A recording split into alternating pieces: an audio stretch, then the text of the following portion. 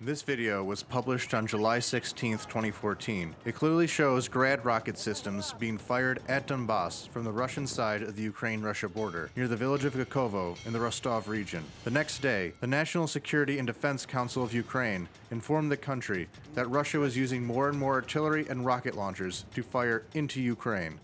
Grad multiple launch rocket systems, heavy artillery, and mortars are constantly used. The shelling of border guards and Ukrainian army positions are often conducted from the territory of the Russian Federation. On July 23rd, there is artillery shelling near Horivka in Donetsk region. Artillery was fired from the Russian side of the border. Here's part of an intercepted conversation between militants and uploaded online. In it, Russian commander Igor Gherkin says, "Is the artillery working there now or not? Artillery, there are 60 shells.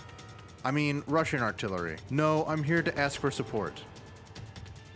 As a result of this support from Russia, 3 Ukrainian soldiers were killed and 22 more were wounded.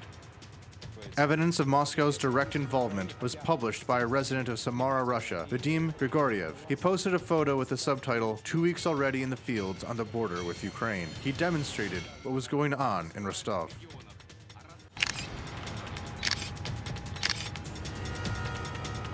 Evidence of the shelling of Ukraine from the territory of the Russian Federation was also made public by the U.S. State Department. These are satellite photos taken on June 21st through 26th, 2014. There are missile systems and artillery within the Russian side of the border, and on the Ukrainian side, there are shell craters.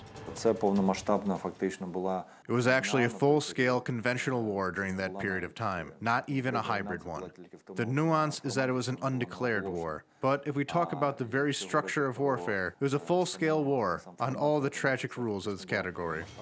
In December of 2016, the Bellingcat investigative journalism portal published a report on the shelling of Ukrainian positions from the Russian Federation. To this end, they studied many different satellite images. They compared the territory before and after the outbreak of the hostilities, then traced the source of the shells by looking at their craters. As a result, they're able to establish 149 exact positions from within Russia from which artillery shells were fired. They also claim to know about another 130 with less certainty. They then listed 480 targets within Ukraine that were fired upon. However, Moscow continues to deny everything.